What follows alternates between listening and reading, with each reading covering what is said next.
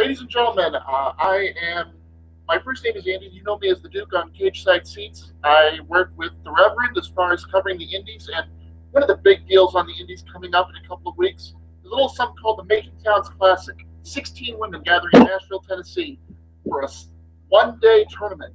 And we're here with the man who's really the intellectual father of the tournament, one of indie wrestling's greatest fans, and the person you all wish you could be. Mike Hales, or call him Papa. Hey, Pops, thanks for joining us here. Oh, glad to be here. Really excited about the.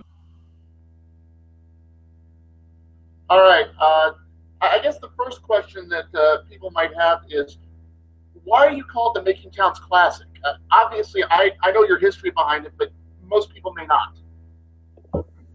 Oh, that's a really good question. Where the name for the tournament came from is there is a saying when you travel around the country going to shows like I do, and there are certain other people that do a lot of traveling to shows to watch independent wrestling, and that's called making towns. If you make a lot of towns, that means you go to a lot of different independent wrestling shows to watch wrestling live throughout the United States, or could even be around the world. So that phrase, making towns, came from that. And I wrote a very lengthy article about my history in following wrestling from the time that I was a little boy up to the last year or so, called Making Towns Before My World Goes Dark, which had to do with the fact that I was having so many difficulties with my vision that I was kind of on a wild journey to see as much wrestling as I possibly could, as long as my vision would hold out. So that article drew a lot of attention and got a lot of acclaim, and I even won some awards from it. So that I've been associated with that article, which kind of tells my history in going to wrestling shows on the independent level, even the bigger WWE stage, and back from the old territory days and on. So making towns actually means something to me. It means going from place to place, watching independent wrestling and other wrestling shows, even large shows such as WrestleMania, all over the country. And it means being committed to going out there and seeing shows live, not just sitting back home in my nice easy chair like I am today and watching what I can watch online, which I do that a lot too. But it's a completely different experience when you're out there live, you're sitting, you're meeting people, you're actually getting the full effect of professional wrestling. And I can tell you from my experience as well, there's nothing like going to a red hot independent show, and that's what I hope this is going to be. Now, your son Dylan is very much in the mix with Scenic City, and one of their big events, the 16-man tournament called the Scenic City Invitational. Is that kind of where you got the idea to do this for the women? It did. We don't have a similar type tournament here in Chattanooga. Scenic City has become a brand, and of course, Dylan is one of the two primary bookers for that event. I actually am associated with Scenic City as well, but I'm in the hospitality area. I have nothing to do with signing talent. I have nothing to do with booking the shows. I'm just kind of the unofficial wrestling mayor of Chattanooga, Tennessee. So I do a lot of work on the hospitality end because I want the Scenic City Invitational to be a place where wrestling fans and talent can come together and build a community, get to know each other, and build lifelong friendships. And I want to open up my town, Chattanooga, to people when they come in. So I'm very big on hospitality, but you are correct. I have nothing to do with the business or booking aspects of it, but Dylan, of course, is right in the heart of that.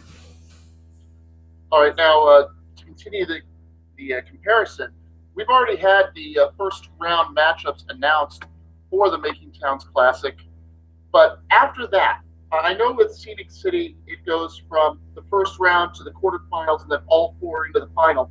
Is that how this is going to look as well, or is this going to be a more straightforward one-on-one tournament? I'm really glad you brought that up because I don't think I've talked about that publicly. But we will follow the same format as the Scenic City with respect to our tournament, which means we will have the first round matchups are going to be all singles matches. It'll be 8 singles matches, and it'll be run straight through. It's possible we may not even have an intermission. We're debating that right now. If we do, it's going to be very short. We may announce to the people there that we're just going to run the 8 matches straight through and try and get done in about 2 hours, 2 hours and 15 minutes, because I don't like when shows go too long. I like shows to be between, I think, 2 hours to 2 hours and 30 minutes or so is the sweet spot for me. That's kind of the length of a show, about two hours and a half for a major event, maybe 2 hours and 10, 2 hours and 15 minutes if it's not the finals. And I think it's important to keep the shows moving at a good pace, to keep people excited, to keep people interested in what's going on in the matches.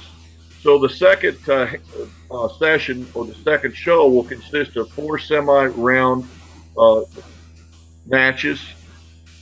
Then there will be a couple of individual matches that will fill out the card. I'm not going to say what they are just now, but we will have a couple of other matches that will be in the late card. There may be 1 or 2 young folks that I haven't announced yet that people will get to see in action.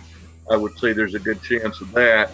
And then, of course, it will be a 4-way final, which should be extremely interesting to watch. It'll be tag style rules, so we won't have 4 people in the ring at one time. It's not going to be like a scramble. It's going to be a true 4-way final. Oh, well, thank you for clarifying that. Also, just to be sure, just to make you clear, you mentioned your connection with Chattanooga, but just as a reminder, everyone, this isn't in Chattanooga. It's going to be in Nashville at the State Fairgrounds. May 12th, Saturday. The opening round is at 3:30, then the follow-up at 7:30. And I can say right now, a lot of the people who are going to that event with you are going to be starting in my neck of the woods, because Nova Pro, of course, has a show the previous night where I can tell you that I can think of at least 3 people who are on both shows. And as part of that, by the way, if you are in the D.C. area, you can catch both shows. We're going to have a charter bus running from Virginia to Nashville. So, and you'll be on, right? I'll be actually in Nashville. I won't be up there in Virginia then, because I have people coming in the night before, and I've got things that I have to take care of. Otherwise, I would be up there for that show. Well, hopefully you'll still be able to catch us, because I know that Powerbomb will be streaming that. But this isn't about our show; it's about yours. So I apologize for the digression. Oh, that's cool. I love Nova Pro. I get up there as often as I can. Yeah, we've been missing you the past couple times. All right, so let's get to the tournament proper. I've got the 8 first-round matches called up. Let's just go down in the order I have here. Priscilla Kelly versus Samantha Heights. I'm going to be honest, I've only seen either of these women once apiece, and it's been a while. It's been over a year since I've seen them.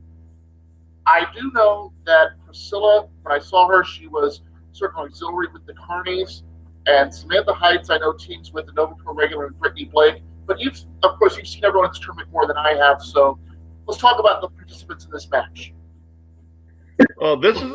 This should be a really good match. Samantha Heights has worked all over the country. She's well known as one of the best tacticians in women's wrestling. A really top flight performer on the indie scenes, working frequently over at Shimmer, and also Queens of Combat, and many places up in the Midwest as well as the East. She's just very well known and very talented. And the cool thing I think about Samantha is she has a style, and she has an ability that can make her put on really outstanding matches in all kinds of different situations with different types of wrestlers. She can wrestle a big, strong person. She can wrestle a small person. She's a great in-ring personality, a very snarky heel oftentimes, and she knows how to play to the crowd, and she's just a wonderful tactician as well as character in the ring. Now, Priscilla Kelly, kind of cut her teeth down there in Atlanta at AWE and the other promotions in the Atlanta area. But then she began to move and be seen throughout the country because of her connection to WWN and the Evolve shows. So she's been on a lot of those shows as a character in Evolve shows and WWN shows. But she is a young, but also very talented and a wonderful character.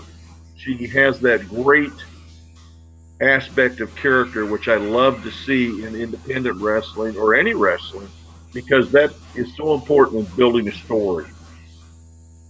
And that's going to make for an interesting contrast here because from what I've seen of both of them, and again, I admit it's not much, both of them have that heel character down. So one of the big questions to me is, whose side do you think the crowd will be on? I mean, in a kayfabe sense, obviously. That is an interesting question. My thought is that if Samantha comes out and works her normal snarky heel character, the crowd will probably get behind PK. But there's just no telling for sure because PK kind of slinks around the ring. She has this very mysterious character, and it draws some people in. Other people might just be like, "Wow, what's going on here?" So we'll have to wait and see. It could go either way, depending on how they portray themselves as characters. But I think you're going to see a very interesting matchup here. I'm very much looking forward to seeing how that one turns out. A couple of people that I hope come up to my neck of the woods a little more often. The next match has people that have been recently, people that I have seen. And, when you see the 16 people that were put together before the matchups were announced, my first thought was, if they put these two together in the first round, it's got to be a rib on somebody. And here we are. It's the Battle of the Priestesses. As I said, pick a card out of a tarot deck to see who's going to win. We got Isla Dawn and Harlow O'Hara. I can tell you that Harlow is someone that I've seen a lot more of. I learned that she's only been in the business for a couple of years, which is surprising because I can tell you all right now, she has the little things down. She has aspects of her character down very strong, is able to work it into every aspect of the match. That's something I really like. And I know that she's really the lesser person as far as reputation in this match. Isla is the one that everybody's going to be looking forward to. One of Britain's greatest female talents, and somebody I know that you're really high on. Yes, another very interesting matches that we put together. We tried to bring people together that were different in a different situation than they have seen so far. We do have a couple of matches that involve ladies that have faced each other before, but not in this type of a situation. Harlow is one of those young wrestlers that's getting better and better and has spent a long period developing her character. She thinks about to enter the ring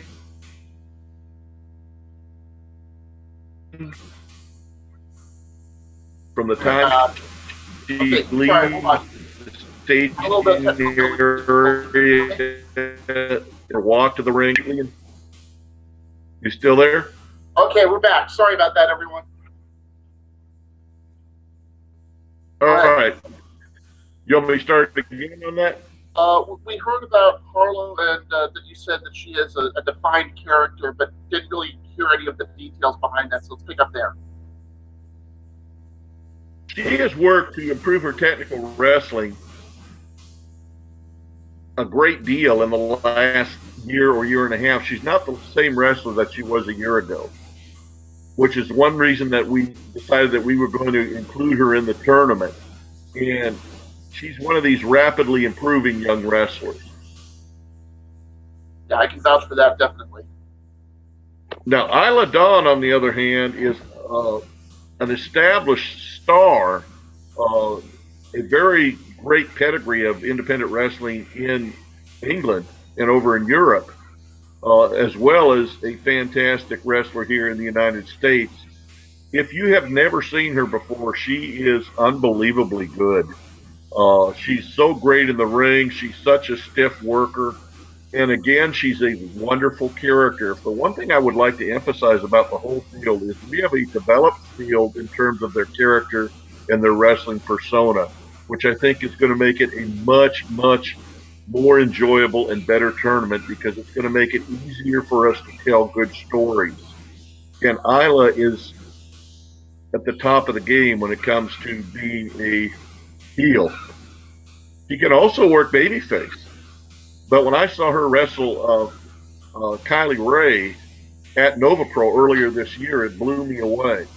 Ripper to Shreds available on Smart Mark Video, everyone. Go get it. That was an incredible match. I don't know how you felt about it, but I was absolutely standing for that match. That was just incredible. I thought it was the best match of the show. I also saw with Isla what I thought was one of my favorite submission holds that I've ever seen. It's kind of like, it's almost like she combines an abdominal stretch and a camel clutch and a few other things, and it has it all like behind the back. How do you think of things like this? I kind of want to get into the mind of some of these experienced wrestlers and see how they think of these things. Oh, it's a beautiful thing to watch. And as I said, that whole match was just had me sitting on the edge of my seat. Absolutely. And as far as those two going against each other, I imagine that you're going to see Isla really in control more in the match, but don't sleep on Harlow O'Hara. I know that it's early in her career. In the next 3 to 5 years, you're going to see her going places. I'm certain of it. Oh, definitely. She's come her upper, so she's going to be seen a lot of places. Now, you mentioned Kylie Ray as Isla Dawn's opponent at the event, which is a nice segue. Let's go to her match. Kylie Ray is taking on Veda Scott. Now, Veda is somebody that a lot of people are familiar with through her managerial work, but she's starting to come into her own in the ring. She's making more excursions. She recently did the women's division in DDT in Japan. Now, she's more of a chameleon than others. She's able to adapt to the type of match that is needed, which is going to be really useful. This is the first match of the 8 that we are going to discuss where there's a clearly defined better babyface and a better heel. Kylie Ray is one of the friendliest, one of the nicest, one of the happy-go-lucky people within wrestling. And Veda Scott is somebody who, well, let's just say that being a wrestling lawyer means you take shortcuts. There's no doubt whose side the crowd will be on, and there's no doubt that they're going to have a very entertaining match, especially if Veda plays more of the conniving character that I've seen up in Nova. 100% agree with everything that you said. We know what to expect from Veda. She's worked all over the globe from Japan. She's been doing a lot of work in Europe this year. In fact, she hasn't been in the States near as much as she has been overseas this year. But she's put in some great work. She can be a very intense performer. She can be a sneaky, sneaky girl, as you've said. She knows her way around. She takes advantage of every little opportunity that you give her, and sometimes she creates her own opportunities, and they may not be 100% within the rules. She's also been known to snap a time or two at the officials in the ring and possibly even the fans on certain circumstances. So she will come in, she will have a plan, she will be ready to go. Kylie, on the other hand, is one of the lead baby faces you will find anywhere. From the minute that her music hits to the time that she comes out, she's just like everybody's best friend. She's like the Bailey of the Indies. So Absolutely. And every picture I've seen of her, every publicity photo, she's got this beautiful smile that she shares with all of the fans. So that Bailey comparison, very apt. I'm glad you thought of it. And she'll come out with her Pokemon attire on, or whatever she, Pikachu, or whatever she happens to be, decides she wants to wear that day. But she's going to come out. She's going to be excited. She's going to be a bundle of energy. And I'll tell you what else. She's going to be a great professional wrestler because she has an incredible attack a great array of holds. She's a great defensive wrestler, and she's been wrestling for the past couple of years some of the very top people in the industry. And I expect that she may be up at a higher level sooner rather than later. Now, for those of you who followed the Mae Young Classic, I just want to clarify there was somebody in the Mae Young Classic. That's not who this is. That was Kaylee Ray. This is Kylie Ray. But that's just a temporary disappointment. You're not going to see one as a poor substitute for the other. Especially not going to see Kylie as being second best to anybody. That's correct. All right. The next match on the list. Oh man. Full disclosure here that Nova Pro and the boy behind the show, Mikey King, has been very much involved with the Making Towns Classic, with promotion, with publicity. And this next match that I'm going to talk about features two Nova Pro regulars who, believe it or not, have not faced off yet within the Nova Pro confines. This will be, as far as I know, their first meeting. We've got, on one hand, we have Faye Jackson, only about 2 or 3 years in the business. I've compared her in some of my reports to Rikishi. She has, well, the build is the first obvious thing, but getting beyond that, it's more than just a skin deep comparison. It's how she uses her size, how she uses her power, and how she is able to get the crowd on her side. It is a wonderful thing to watch. She is one of the more exciting wrestlers when she gets the chance to be in the ring. But it's not like with Kylie Ray where it's all sunshine and happiness. I have seen Faye in a street fight absolutely hurt other people. So she's not afraid to get into the down and dirty. And I have a feeling she's going to need it because her opponent in this one, Angela Slane, is basically public enemy #1 up here in Nova. She considers herself the Bride of Frankenstein. That's her nickname. She is a bully. She is a powerful, very tall, very muscular fighter who really looks down on everyone around her and is not afraid to do anything really to people who get on her bad side. One of the most famous moments in Nova history was when Lane threw a fireball in Mikey's face, and those two have not really seen eye to eye since. But like I said, the odd thing is Faye Jackson is probably one of the top female baby faces in Nova. Angela Slane is far and away the top female heel in Nova. This is, I think, their first time meeting. They have not met in our neck of the woods. I'm glad that we're going to be able to see them meet in your neck of the woods. It's going to be a heck of a fight. Well, when you're watching guys fight, a lot of times you talk about, well, I want to see a Haas fight. Well, this is a version of the Haas fight. It involves females that these women are both beautiful women, but they're not small. They're not tiny little women. They're full-size women, and they know how to wrestle, and they're going to go at it, and they're going to go at it tooth and nail. This is going to be a battle. It's going to be physical. It's going to be hard hitting. There's not going to be anything that's left in there. Faye has really improved not just her technical skills, but she's become a full-rounded character in the last year in wrestling. She was exclusively just a total baby face until about 6 or 7 months ago when people began to see the other side of Faye, which is, you know what, if you get on my bad side, I'm going to beat the crap out of you. Forget all of this. Forget all the I'm going to be sweet and good. It's going to be all business. So Faye can work. She's just developed her style and her character to the point that she's just so well-rounded. She can work any style, and she will not back up from Angela's. They will go toe-to-toe. It's going to be physical. It's going to be hard hitting.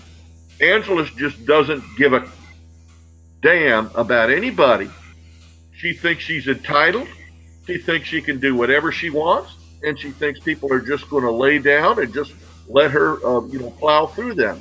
But I don't think that's what is facing her right now. I don't think she realizes that Faye is going to be ready to go, and this is going to be a barn burner. There's going to be some striking in this match. It's going to be physical, and these ladies better be ready to go because there's going to be some blows delivered. Yeah, if you want to see a couple of big gals throw each other around like rag dolls, this is where to be.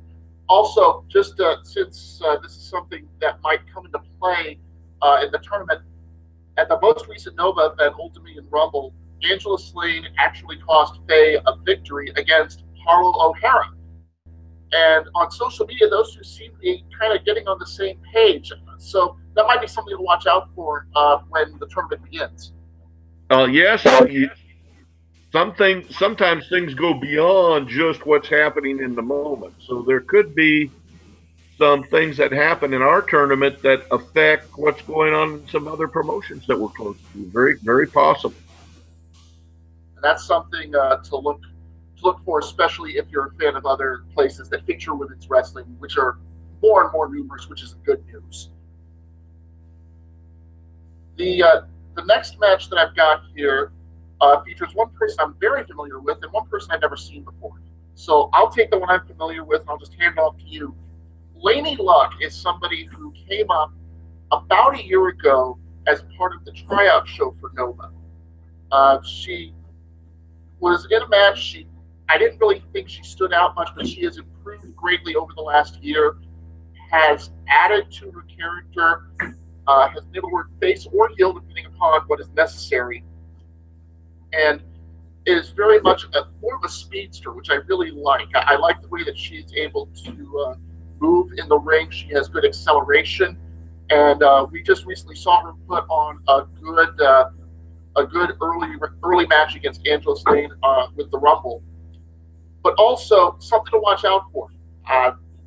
In the Rumble match itself, Laney Luck had to withdraw, had tweaked her knee, so that might be an area of concern coming forward, especially since, as I understand, she's facing somebody who is the kind of person who would notice that and would pounce on it. So let me ask you then about the person I'm not familiar with, her first round opponent, Asia Pereira. Yes, Aja Pereira has kind of come to the forefront too. She's one of these that has had kind of a meteoric rise.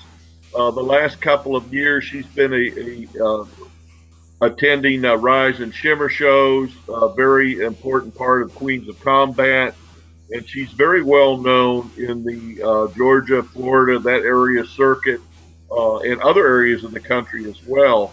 Right now, Aja is on an extended tour in Japan. And I've got contacts in Japan that say that she's tearing up the dojo there and learning a lot of new stuff. And I recently actually spoke to her on the phone, and she is thrilled. This will be her first big match after she comes back from Japan, and she's been over there for a couple of months now. And she was extremely good when she left. She actually got into the tournament by defeating Harlow O'Hara in a qualifier match. And she has a history of being recognized as a babyface, as Super Aja Pereira. But my understanding is that since she's been over in Japan, she's changed her persona a little bit. And I've seen some things on the internet about changes are going to come in terms of what she looks like, maybe, and how she presents herself. Technically very good, an extremely hard worker, a physical wrestler, very fast. So this could be a matchup between two pretty strong athletic women. There's a lot of athleticism you're going to see in the ring. You might see a few dives in this one. You might see some athletic moves that maybe you won't see in some of the other matches. But this is going to be very interesting. One of the most interesting matches I think that we've got in the first round, because both of these ladies can work. And I just am really looking forward to it. I think it has an interesting dynamic.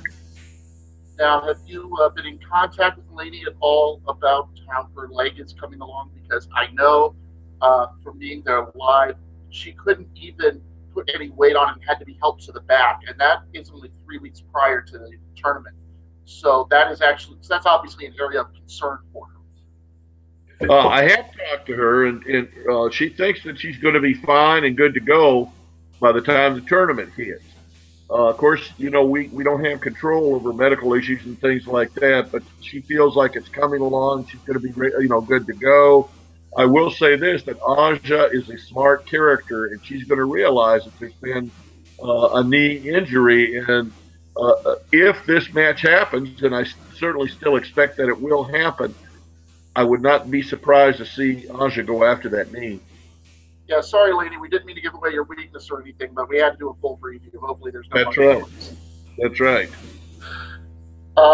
Match number 6 features a couple of people that I think are really the future of women's wrestling.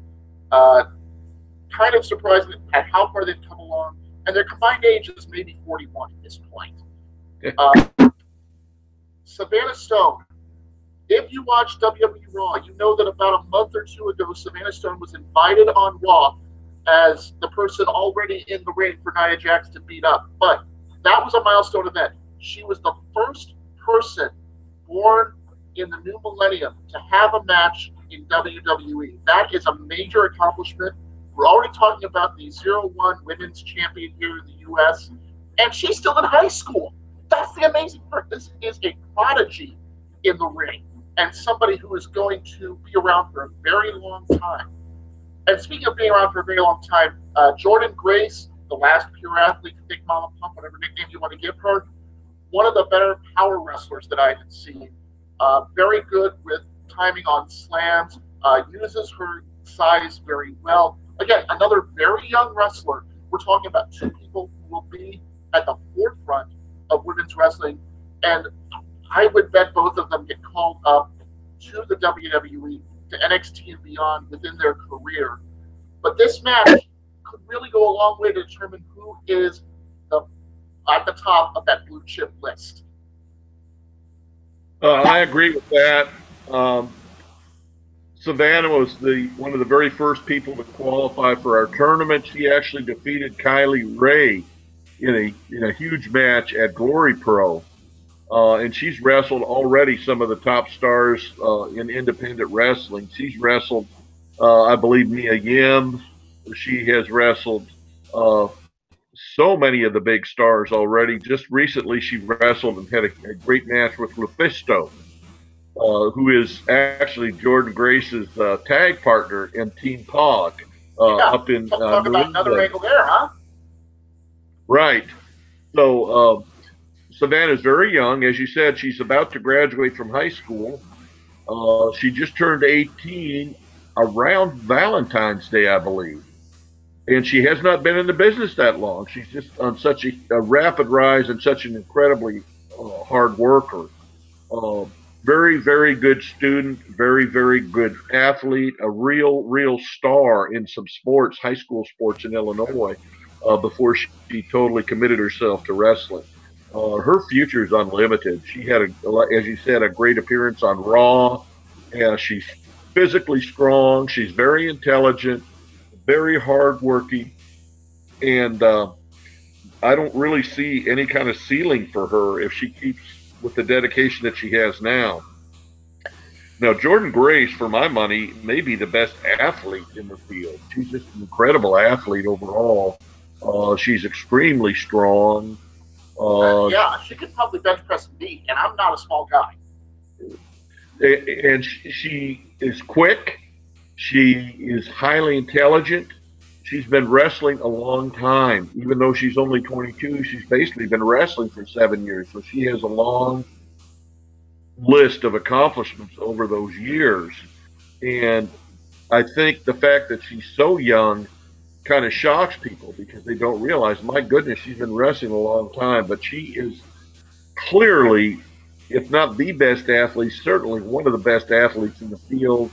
And she is going to pose a huge challenge for anybody wrestling her. So Savannah is going to have her plate completely full, and I guarantee you Jordan knows or should know that Savannah is coming to wrestle. It's not going to be a fun time for them necessarily, but I think it'll be a great fun time for the crowd. Yeah, it's really a shame one of these people's going to lose in the first round. This almost feels like within Scenic City how you get one main eventer who, for example, wins the Rumble, gets the right to select their opponent. They select another favorite to go at it in the first round. You feel ashamed that, no, you feel sorry that one of these people is going to be one and done in a premier event like this because both of them have the talent to make it to that four-way final. Of course they do. Absolutely. And I also just something that I've been reminded by my boss Reverend is that Jordan won a men's title recently. Yes. I believe it was. Let's see here. Oh, Black Label Pro cashed in on Tom Lawler, got the victory there. A big accomplishment. So we're talking about people who were highly decorated in this tournament too. Yep, absolutely. All right, match number 7 on my list features, again, two people I am not as familiar with as I'd like to be. I know of Penelope Ford, and I know that she is in a tag team in many ways with Joey Janela, but she's only ever made it to our neck of the woods once. It was sort of a quick match, so I don't really have a good scouting report on her. I did see Hudson Envy at the women's show, and I came away impressed. But again, I'm talking about one match each for what I've seen of them, so I'm going to defer to your analysis on this one. What should we expect from this match? I'm glad you brought that up because I don't believe they've ever wrestled before, and yet they both are top flight stars in their own regard. A lot of people have sent me messages, and it's been talked about on social media. They're really looking forward to this one. Now, Hudson Envy has wrestled over in Japan. She's wrestled on the West Coast. She's now wrestling out of the Midwest. She's frequently been on Rise and Shimmer shows. Very strong, physical, talented wrestler with a lot of moves in the ring. She has a lot of ring savvy and a very, very hard hitter. She also is known for her attitude. She doesn't take well to criticism. She likes to storm to the ring, get her business done, and storm out. She's physical. She's mean. She just doesn't give a damn whether you like it or not. That's her character. She bills herself as the tattooed metalhead, and she comes at you with everything she's got, and look out, because it's going to be a brawl. She and Angela Slade sound like they get along pretty well. Yep. Now, Penelope Ford is a wonderful character. She's small. She's very athletic. She moves very fast. She can be conniving if the situation calls for it. And she can take punishment as well as deliver punishment. She is very well known up in the northeastern part of the country where she works frequently. And she has a long history for a pretty young person of working some really tough matches with some tough competitors. And she's been known to hang around Joey Janela a good bit. They've teamed together many times. She's gone everywhere from she made a big splash down in Fest Wrestling to all over the country, really. Penelope is a little gem of a wrestler. She's physical. She's a little whirlwind. She can jump off the ropes. She's not afraid to do some things that maybe she won't see from other wrestlers. So this is going to be a matchup between two people of kind of conflicting styles, and it should be quite amusing to watch this one. But you say conflicting styles, but at the same time, they're styles that mesh. Just from your description of both Hudson and Penelope, I can almost imagine how the first 75–80% of this match is going to go in my head. It's a tale that has been told several times in wrestling, and it seems likely it's going to go the same way here. That you're going to have Penelope, the smaller of the two, the friendlier of the two, the one who uses speed. On the other side, Hudson, who is very much a lone wolf, loves to just beat people down. We've seen this matchup so often in wrestling from a template standpoint, but I think the way that these two will mesh together, I think is going to be a big treat for the Nashville fans. Well, I think it's fun, and as I said, I've got a lot of commentary on social media about it, especially since they haven't wrestled before and they're both top flight stars. So people are going to be looking forward to that one. I'm sure. Now, the last first round match is one that I really love because I'm familiar with both people in it, and I love what both of them do. Starting with probably the highest profile, as of right now anyway, the highest profile woman in the tournament, TNA superstar Su Yung, the undead bride, the almost like a female Undertaker in her appearance and with the just straight ahead style that we associate with somebody who would have that kind of appearance. Someone who has been a major standby in women's wrestling for some time. I'm so happy to see her get the national exposure through TNA at this point.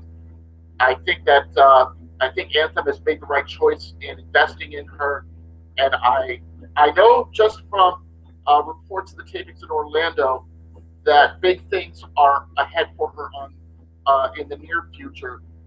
But also, I think that we're going to see a huge you're going to see a huge presence from her. That's her biggest strength is her presence in the ring.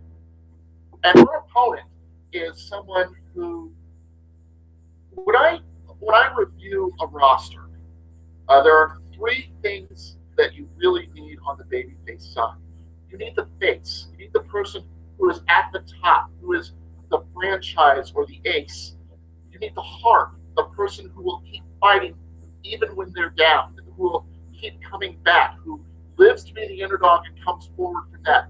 And you need the soul. You need the person who unites the crowd behind them, who gives them the presence, and who makes people say, "I hope this person is the future." In Nova Pro, we all know Eric Royal is the face. We all know Tim Doss is the heart, but the soul is Su Young's opponent here in the first round, Alley Cat. If you have never seen Alley, you are in for a treat. She plays the part, she looks the part, but on top of everything else, she has this magical connection with crowds that I absolutely adore, especially here in Nova, where the kids are just taken to her. They see her as sort of their mascot, and if she can take that magic with her beyond the Nova section, I know that she's worked in Ida Bay Mid-South, she's worked in CWF Mid-Atlantic, she has worked, based all over the eastern half of the U.S. This is somebody who is poised to break out, and it's a shame that she's run into Su Yung in the first round, just because I see her as an undercat or underdog, as my boss would say in this match. But I love that she's getting this exposure. I love that she is getting this opportunity. And those of you who go to Nashville, you're going to fall in love with the new wrestler. I guarantee you. This, again, is one that I've gotten so much comment on social media. So many people have asked me about it. They're looking forward to it. Alley Cat has come from Texas and moved her act to the east and the Midwest and really kind of taken the folks by storm. She's an extremely popular figure right there in Nashville, having appeared at Southern Underground Pro on a couple of occasions. Of course, she's at the top of the list for popularity there at Nova Pro, as you know. She is not just a great character, which we all agree with, but she's an extremely hard worker in the gym. She's now billing herself as the body cat because she's physically extremely strong, and she has a large array of moves, as you know. Her headbutt is devastating. If you get hit with that headbutt by Alley Cat, you may not wake up for a week. So she has a lot of moves. She has the great personality and can draw the audience into the event, and that's what we're looking forward to. Now, she is actually teamed up with the Queen, the undead queen of drawing the audience into her matches.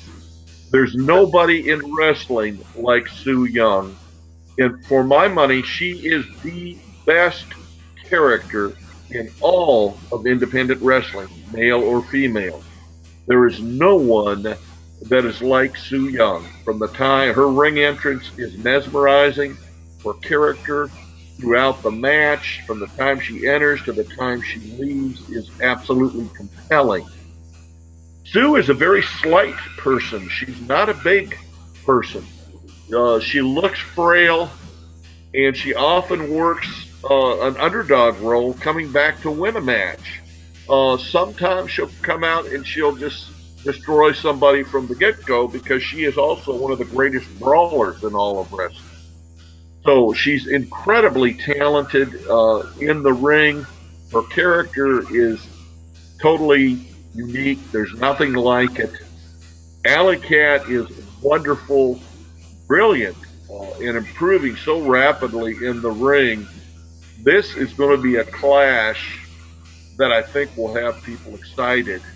And I can tell you, it may be the marquee event of the first show. I just don't know. We'll just have to see who does what. We'll have to see what happens in the ring and how the crowd responds. This is going to be an interesting situation because Su Yung has so much support. And working against Allie is used to working as a babyface, but she may bring some heat in going in against Sue. I just don't know what the dynamic is going to be in the crowd.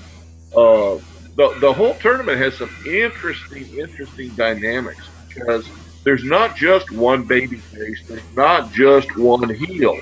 I look at heels like Angelus, and then you've got Hudson Envy, and Isla Dawn can work a great heel. And if you look at the baby faces, you've got you got Kylie Ray, you've got Alley Cat, you've got other people that build.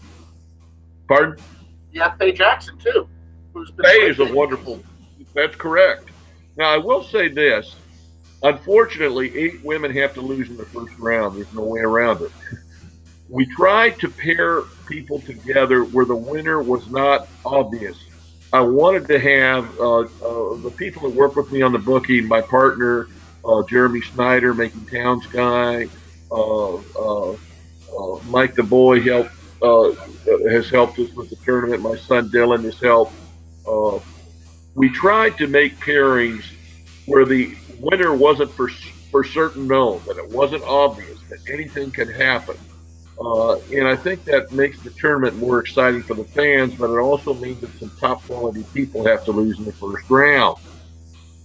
However, we will be bringing back a number of wrestlers for the second show that didn't win in the first round. So if your favorite wrestler doesn't win the first round matchup, there's a chance they're going to be returning that night. They may not be, but there's a chance that you're going to see them in both shows. Well, especially since otherwise there'd only be 5 matches in the second show. I imagine there's going to be a lot of people, as long as they're in the building, put on a show for the fans, get your name out there. That's what it's all about. There's going to be at least 2 or possibly 3 additional matches in the late show. I'm not sure. We're still working on constructing those, and we do have 1 or 2 additional wrestlers that will be in the house. We're not prepared to announce who they are yet or what may happen. And it may depend on what we may not formulate everything completely until after the first round is completed. We kind of know who we have available, and we have some ideas that we've talked about. But if you lose in the first round, of course, you're out. You may not wrestle again. That can happen.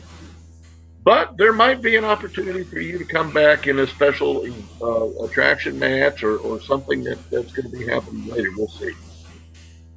And this sort of uncertainty in this wanting to keep your options open, is this why we haven't seen publicly which first round matches will be together to the second round yet?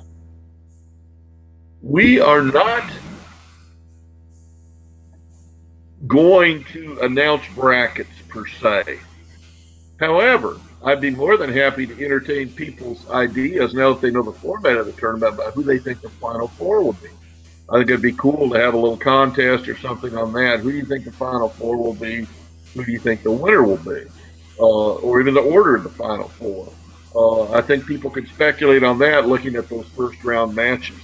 And we may actually switch things up from what we thought about right now too, depending on crowd reactions and how. Because I believe that a tournament is an organic event. And honestly, I believe it should be driven very much not just by the performance of individuals in the ring, but by the natural connection between the ring performers and the crowd. And we may see something that we aren't anticipating in the crowd that might influence how we want to move forward in the second round with matches outside of the scheduled tournament matches. Well, that's going to be a great bonus for everybody who's there. As I mentioned, this is in Nashville, Tennessee, at the State Fairgrounds. How are ticket sales going so far? I'm sorry, what? How are the ticket sales going? How much availability is left? We have the front row is sold out. We still have a lot of seats that are available in the second and third row. And of course, GA will have a number of those because they'll be at the Fairground Sports Arena. They actually have we'll have some seats on the floor, not a lot because of the way that it's constructed. There will be some GA on the floor, but then we also have a bleachers section that will be overlooking the ring. We'll have some folks that'll be sitting up there too. So we have plenty of space. We can put more people in. The seats closer to the ring are going fairly quickly, of course, which we anticipated they would. But there's still plenty of good floor seats available. And that's good news for anybody who wants to see what's going to be an exciting tournament. We all know the tournaments in wrestling are just great. And the talent level in this tournament is something that I'm very excited about and that I hope really comes through. So for those of you who are in the area or who want to make a weekend out of it, May 12th, Nashville, Tennessee. You've heard the list of 16 people in it. I'm going to put you on the spot here, Mike.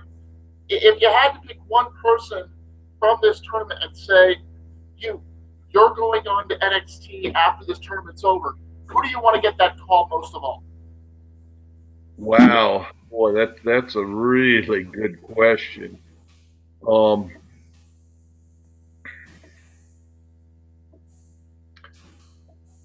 Goodness.